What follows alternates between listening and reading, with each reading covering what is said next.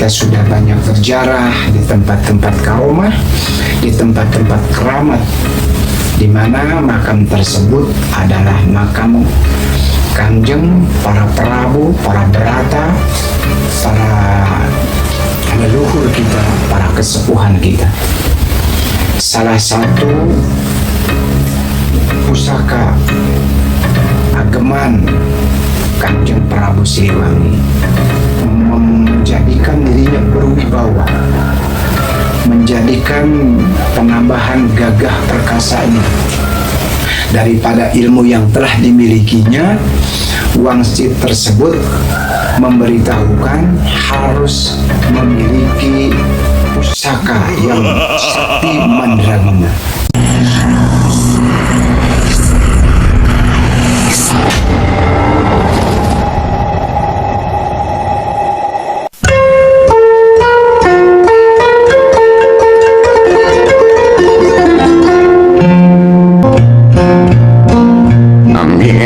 Ampun nyak paralun ka Gusti nu Maha Agung ka Nabi anu linung Muhammad anu jinunjung. Assalamualaikum warahmatullahi wabarakatuh. Sampurasun mugi rahayu sakun dumadi nabar jembar kabalerea, mugi jeneng aya dina ridho Gusti bagja salira salalawasna. Amin ya Allah ya rabbal alamin.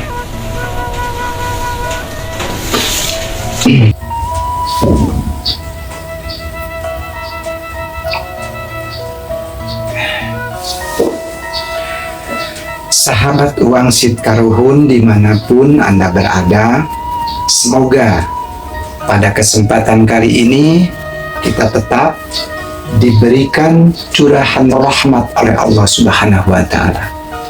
Semoga dengan rahmatnya Allah kita diberikan keberkahan maghfirah juga dalam hidup. Senantiasa kita mendapatkan tetap kesehatan rohani, kesehatan jasmani, mudah dalam segala urusan, mudah pula dalam mencari rezeki yang berkah. Semoga dengan semua itu kita mendapatkan kebahagiaan hidup. Amin ya rabbal alamin. Sahabat Wangsit Karuhun dimanapun Anda berada, pada kesempatan kali ini AA akan menceritakan tentang salah satu kehebatan, kedigdayaan Kangjeng Eyang Prabu Siliwangi, di mana di video-video lainnya kita sudah banyak mengupas, kita sudah banyak berziarah di tempat-tempat karomah, di tempat-tempat keramat, di mana makam tersebut adalah makam Kangjeng para Prabu, para Berata, para leluhur kita, para kesepuhan kita. Di video-video lain bagaimana menceritakan tentang siapa Kangjeng Eyang Prabu Siliwangi itu dan beristi berapa. Kita menceritakan waktu itu ke istri yang kedua ya, yang kedua dan turunannya tentunya. Nah kini akan menceritakan salah satu pusaka ageman Kangjeng Prabu Siliwangi, di mana pusaka tersebut masih berada di alam gaib. Hampir tidak ada satupun orang yang ketahui memiliki pusaka itu. Pusaka itu adalah namanya, bahasa Sunda adalah Nagarunti, bahasa Jawanya Nogorunti. Banyak dikisahkan, banyak juga diceritakan oleh para sejarawan tentang pusaka itu. Nah, di sini karena kita berinteraksi dengan dunia goib, Maka mudah-mudahan sepengetahuan AA dan sejarah-sejarah kisah yang telah dikisahkan oleh para sejarawan kita, semoga sinkron, walaupun tidak, mohon maklum, karena ini bukan untuk sejarawan, tapi ini untuk pemberitahuan kepada subscriber, kepada views, khususnya para wangsit karuhun. Baiklah, kita akan ceritakan sesingkat mungkin bagaimana Kangjeng Prabu Siliwangi mendapatkan pusaka tersebut. Dikisahkan pada suatu ketika Kangjeng Eyang Prabu Siliwangi merenung dan beliau mendapatkan wangsit daripada Mujasmedi, daripada tapa beratanya, sehingga ada wangsit yang memberikan kepadanya bahwa untuk menjadikan dirinya berwibawa, menjadikan penambahan gagah perkasanya daripada ilmu yang telah dimilikinya, wangsit tersebut memberitahukan harus memiliki pusaka yang sakti mandraguna, dan pusaka tersebut harus dibuat oleh orang-orang yang ahli di dalam tirakat, ahli di dalam mujasmedi, ahli di dalam tapa berata, sehingga pusaka tersebut akan menjadi pusaka yang sakti mandraguna. Itu wangsit yang diterima oleh Kangjeng Eyang Prabu Siliwangi. Sehingga waktu demi waktu, hari demi hari, minggu ke minggu, sehingga datang bulan. Beberapa bulan kemudian wangsit tersebut selalu datang untuk mengingatkannya.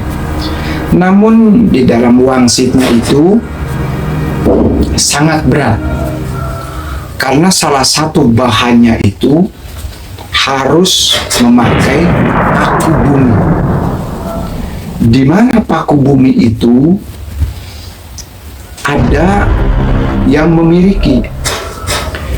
memilikinya itu adalah roh halus atau alam jin atau makhluk goib. Di mana makhluk goib tersebut, mohon maaf, nggak akan ceritakan namanya ya, karena khawatir hadir begitu. Jadi pemilik bahan pusaka yang Kangjeng Eyang Prabu Siliwangi itu harus memakai salah satu campuran atau bahan pusaka itu adalah dari alam goib yang dipegang oleh Kangjeng Eyang, kita sebut saja Kangjeng Eyang Naga Sakti.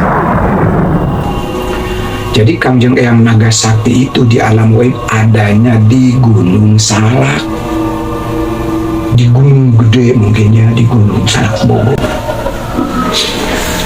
Kemudian Kangjeng Eyang Prabu Siliwangi berangkat mujasmedi tapa berata, ingin mendapatkan bahan baku untuk pusaka tersebut. Sehingga pada suatu ketika pada malam hari Kangjeng Prabu Siliwangi berangkat ke Gunung Gede untuk menjalankan wangsit daripada yang diterimanya, yaitu bertirakat di Gunung Gede. Dalam perjalanan tirakat ke Gunung Gede banyak rintangan, dari mulai godaan makhluk gaib yang lain seperti Mamadi, kuntil anak, dan lain sebagainya menyerang kepada Kangjeng Prabu. Itu adalah salah satu ujian kecil Memang Kangjeng Prabu Siliwangi itu punya ajian-ajian yang sangat luar biasa sebelumnya. Yaitu diantaranya Kangjeng Eyang Prabu Siliwangi mempunyai ajian banyak sekali ya, ajian Sewu Geni, ajian Pancasona, ajian sebagainya. Bahkan ajian-ajiannya itu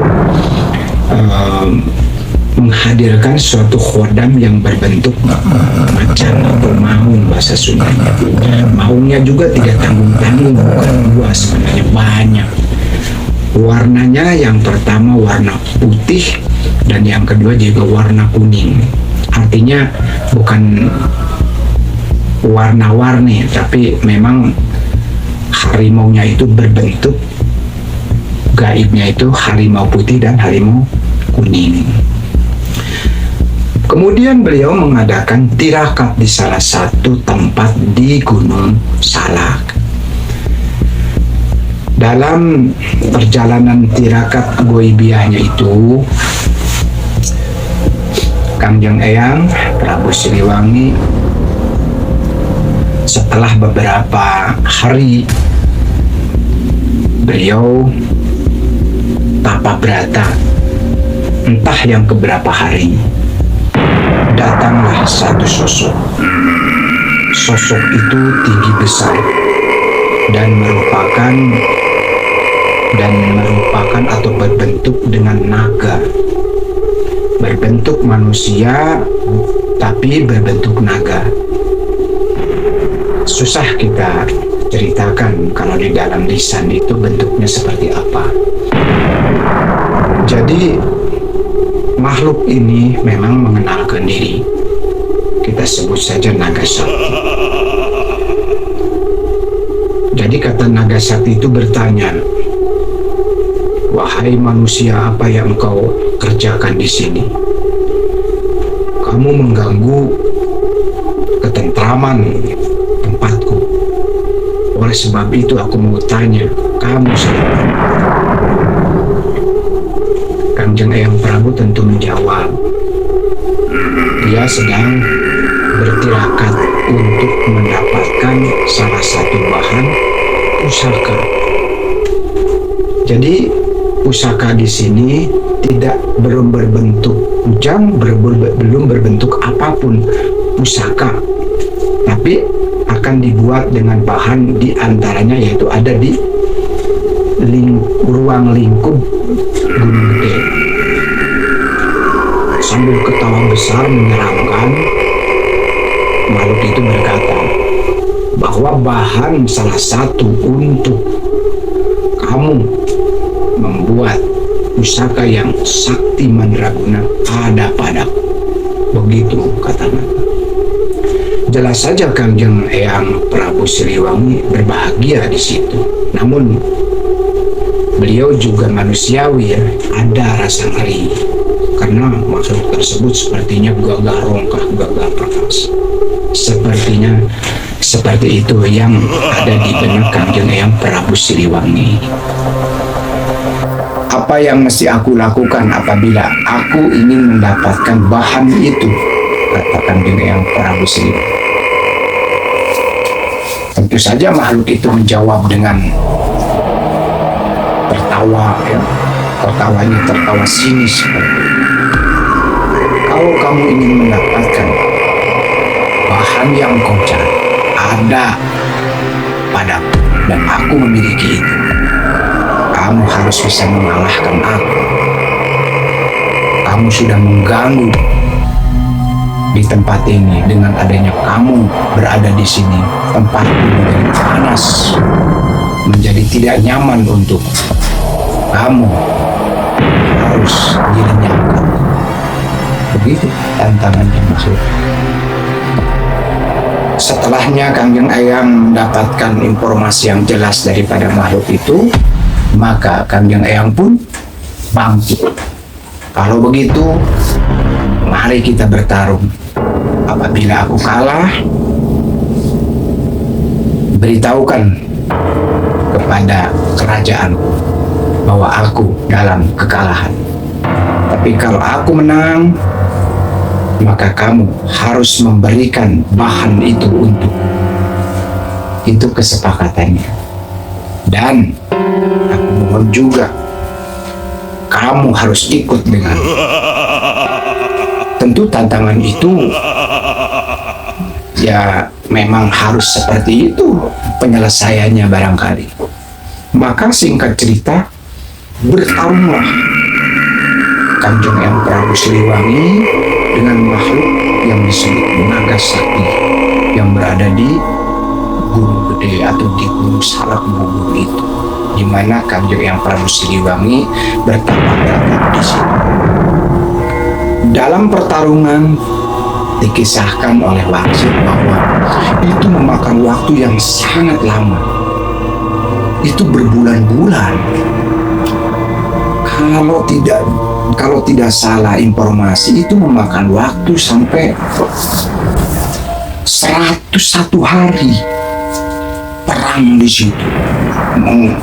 Saling mengalahkan, saling ingin memenangkan. Singkat ceritanya, dalam pertarungan itu di darat, di atas, di udara, di pohon-pohon, di atas air, bahkan di dalam bumi, mirip dengan ilmunya Antareja di dalam bumi. Ini wallahu alam seperti itu. Jadi Kanjeng Prabu itu bisa ke atas, bisa ke bawah, gagah rongkah. Jadi singkat cerita, setelahnya 101 hari baru makhluk gaib itu menyadari kemampuannya, bahwa dia akan mengalami kekalahan melawan Kanjeng Eyang Prabu Siliwangi itu. Sehingga pada hari yang terakhir berkatalah makhluk naga sakti itu, "Wahai manusia, kini aku merasa lelah dan sepertinya ilmu sudah habis untuk aku tumpahkan melawan dirimu. Oleh sebab itu, aku mohon padamu, aku menyerah. Apa kira-kira yang mesti aku berikan kepadamu?" Tentu Kanjeng Eyang Siliwangi juga bijak. Seperti di awal, bahwa Kanjeng Eyang Prabu Siliwangi itu hanya membutuhkan salah satu bahan untuk dijadikan pusaka. Di antaranya bahan itu bernama paku bumi. Memang bahan itu yang atau berdasarkan Wangsit itu bukan saja daripada biji besi, tapi dari biji perunggu, dari biji aluminium, dari biji kuningan, dari biji emas. Kemudian diracik sedemikian rupa menjadi salah satu benda, yang dimana benda tersebut nanti berbentuknya tidak hanya dengan besi atau emas, tapi dicampur.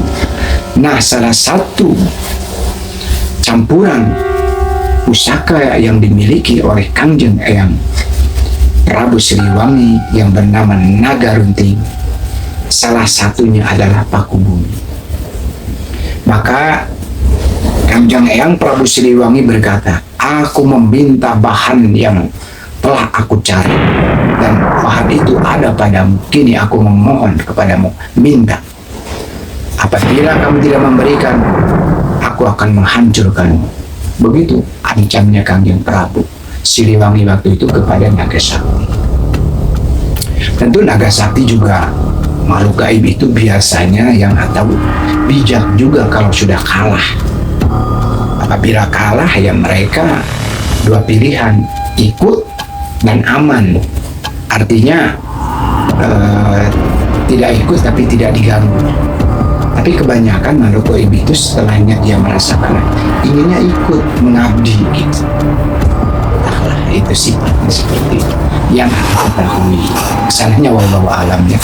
Jadi singkat ceritanya, diberikanlah bahan itu, bentuknya paku namun seperti emas. Paku ya, paku yang mungkin ukuran sekitar paku 12 lah, paku. Dan diterimalah paku itu oleh Kanjeng Eyang Prabu Siliwangi. Namun ada kalimatnya, apabila ini sudah berubah bentuk, sebelum engkau menghancurkan bentuknya, maka aku akan masuk ke dalam paku ini. Aku berada di paku ini dan ikut bersamamu. Tentu Kanjeng Eyang Prabu Siliwangi menyetujui itu, kemudian menerima paku bumi itu. Dibawalah benda yang dicari selama ini ke kerajaan Pajajaran. Waktu itu Pajajaran kita ceritakan ada di Pakuan ya, Bogor gitu. Itu kisahnya. Kemudian setelahnya beliau balik ke kerajaan, maka beliau juga di kerajaan mengadakan tirakat. Ternyata paku tersebut berubah bentuk menjadi keris Lut 13, tapi kerisnya kecil, tidak besar, kecil seperti paku. Sepertinya tidak bagus kalau dibawa karena kecil. Di situ Kanjeng Prabu Siliwangi menyuruh kepada para empu, ya, disebut empunya Empu Anjani dan Empu Gendeng kalau tidak salah ya. Ada dua empu, ahli tirakat empu ini. Ini ahli tampang berata. Maka diinstruksikanlah, kalau bahasa kita itu dimohon oleh Kanjeng Prabu Siliwangi agar senantiasa membuat salah satu senjata yang dahsyat kekuatannya, yang harus diisi oleh para khodam-khodam, di mana khodam yang ada sudah ada Kanjeng Naga Sakti di situ. Jadi ingin diisi, ditandai begitu dengan salah satu bahan itu. Singkat cerita, dikerjakanlah itu pusaka. Itu pusaka Nogorintung itu belum ada namanya waktu itu ya. Jadi pusaka itu dibuat oleh Kanjeng Empu Anjani dan Empu Gendeng, kemudian dieluk. Tetap Kanjeng Prabu mintanya eluk 13. Entahlah kenapa nggak 17 gitu ya. Itu 13. Yang kita tahu yang namanya 13 itu angka sial yang kita tahu, tapi tidak zaman itu ya. Kemudian setelahnya sepakat, para empu ini bekerja siang malam, bahkan sambil bertirakat dengan menjalankan puasa Barata yang disebut puasa siang malam, 40 hari 40 malam. Berdua itu berpuasa dalam membuat senjata atau membuat pusaka untuk Kanjeng Eyang Prabu Siliwangi. Dibuatkan oleh dua empu ini, memakan waktu yang sangat lama sehingga tirakatnya pun 40 hari 40 malam, 41 hari 41 malam gitu. Singkat ceritanya jadilah gitu ya kan, jadilah pusaka tersebut, memang dengan diberikan khodam-khodam yang luar biasa. Bukan saja khodam Naga Sakti itu, tapi khodam-khodam yang luar biasa. Jadi termasuk khodam macan pun ada di situ. Maka jadilah pusaka yang berbentuk keris Lut 13. Entahlah kerisnya itu kalau digambarkan secara goibiyah bagus sekali. Ada hitam, ada garis emas gitu kan, memang dari semua unsur logam, kemudian yang memang ada unsur logam emas, bagus sekali. Dan itu diberikan perah kalau bahasa Sunda itu, atau gagang ya bahasa Indonesia, berbentuk naga. Ada kisahnya berbentuk manusia, padahal itu berbentuknya kepala naga, karena memang disebut naga runting ya. Jadi itu, tapi ada kisahnya bahwa yang lain mengisahkan itu adalah berbentuk manusia.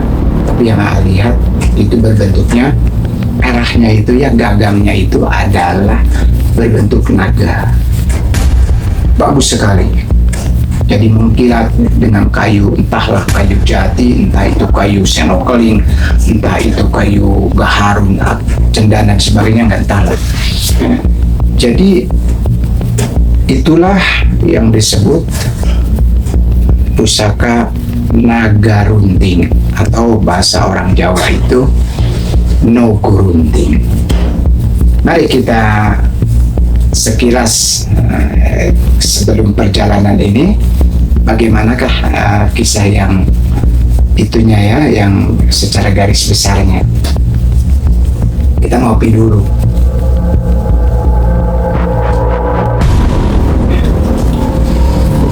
Sahabat, mohon maaf, kita sedang bercerita, ada juga yang jadi ada juga yang beritahu gitu.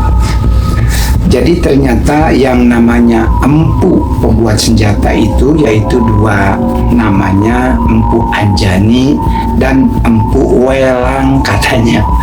Jadi bukan empu yang tadi saya ceritakan ya namanya. Sekali lagi, empu yang dua ini pembuat senjata Kangjeng Eyang Prabu Siliwangi, pembuat pusaka itu bernama Empu Anjani dan Empu Welang. Beliau berdua ini setelahnya mampu menjadikan atau membuat salah satu pusaka yang dahsyat, yang berkaromah, yang sangat luar biasa berhodam, dinamakanlah pusaka itu dengan nama Nagarunting atau Nogorunting. Jadi setelahnya membuat pusaka yang sangat dahsyat, kedua empu itu dijadikan pembuat senjata yang sangat mahir di dalam kerajaan Pajajaran. Dan beliau pun diberikan hadiah karena tidak mau hidup di dalam kerajaan Kalaton, maka diberikanlah bidang-bidang tanah. Jadi tanahnya berbidang-bidang, dan para empu Anjani, para empu yang dua itu, Empu Anjani dan Empu Welang, membuat salah satu padepokan atau tempat bertirakat mereka. Jadi itulah keahlian mereka dalam membuat senjata-senjata kerajaan, wabil khusus untuk Kangjeng Eyang Prabu Siliwangi. Sehingga masih banyak memang senjata-senjata yang Empu Anjani dan Empu Welang ini dibuat, namun kita tidak ceritakan. Ini hanya satu saja, durasinya sudah panjang ya. Lantas kemudian di manakah senjata itu sekarang?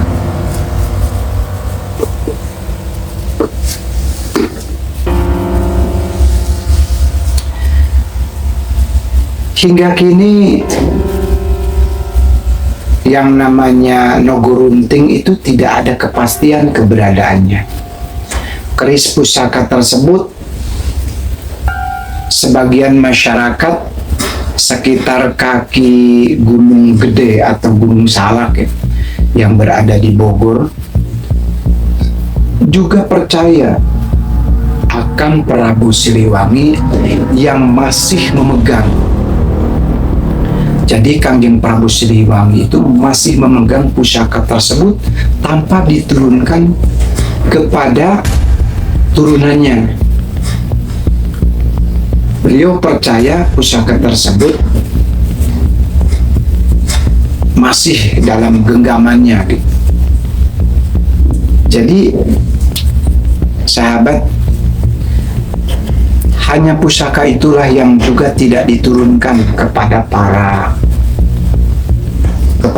keturunannya, baik anaknya seperti Kangjeng Eyang Aji Mantri, Kangjeng Eyang Sutra Bandera dan Sutra Umbar, kemudian banyak lagi nama-nama putra-putri Kangjeng Prabu itu tidak diturunkan, sama sekali tidak diberikan kepada para turunannya.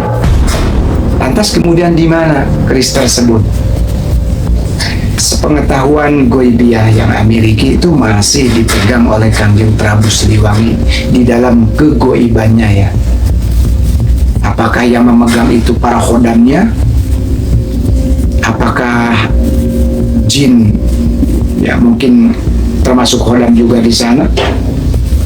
Yang jelas keris Nogorunting itu belum dipegang oleh satu manusia pun setelah Kangjeng Prabu Siliwangi. Jadi lantas kemudian kapan yang biasa diceritakan atau dikisahkan atau yang beredar di masyarakat itu Nogorunting itu dari mana? Apakah Nogorunting atau Nagarunting itu asli? Allahu a'lam. Yang jelas cerita di sini inilah faktanya. Adapun yang di pasaran, apakah KW, apakah itu mungkin saja. Banyak pembuatan sekarang itu ahli lah di bidang pembuatan keris yang bisa ditiru gitu atau keris tiruan. Namun di sini ceritakan bahwa ternyata pusaka yang bernama Nagarunting itu tidak diturunkan kepada turunan Kangjeng Prabu Siliwangi. Berarti beliau masih memegangnya. Di manakah keberadaannya? Wallahu a'lam. Yang jelas berdasarkan wangsit yang itu ada 3. Pertama di Pakuan, Bogor. Mungkin di situ di Gunung Salak Kembali, atau dibawa ke Gunung Karang atau Pulau Sari, Pandeglang, dan Gunung Guntur yang berada di Garut. Itu juga wallahu a'lam. Ya kalau memang para pencari fakta gaib atau para tirakat, para orang-orang yang biasa mencari, ya gambarannya ada 3 di tempat itu. Saya nggak mau, nggak bisa dijual. Karena kalau dijual itu sangat resikonya tinggi sekali. Ada sumpah di sana gitu. Barang siapa yang memegang itu akan bla bla bla bla bla bla gitu. Ngeri, sangat ngeri sekali. Kecuali ada perjanjian langsung dengan Kangjeng Prabu Siliwanginya. Dan siapa yang akan memegang itu yang amanah? Karena kalau berada di tangan orang yang kosong, bahkan berambisi untuk kedudukan, untuk jabatan, untuk perusahaan dan sebagainya, itu akan berbalik kepada dirinya, katanya begitu.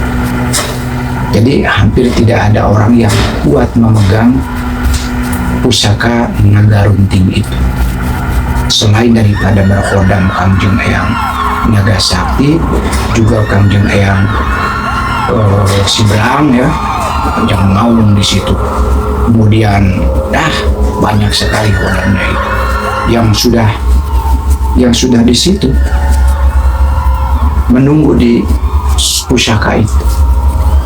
Ya mungkin para sahabat, mudah-mudahan kisah ini menjadi kisah yang menambah ilmu, pengetahuan bahwa dunia gaib ini seperti ini. Dari wangsit, dari pengetahuan yang kita baca, kemudian asinkronkan, hampir semoga menyamai ya daripada kisah-kisah, daripada sejarah-sejarah. Mudah-mudahan aja ada sinkronnya. Umpamanya tidak sinkron, ya mohon maaf atas segala hal yang telah sampaikan. Baik, bila mana ada segala kekurangan, bila mana ada segala kelebihan, ya mohon maaf zahir batin ya.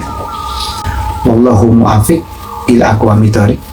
Wassalamualaikum warahmatullahi wabarakatuh. Can.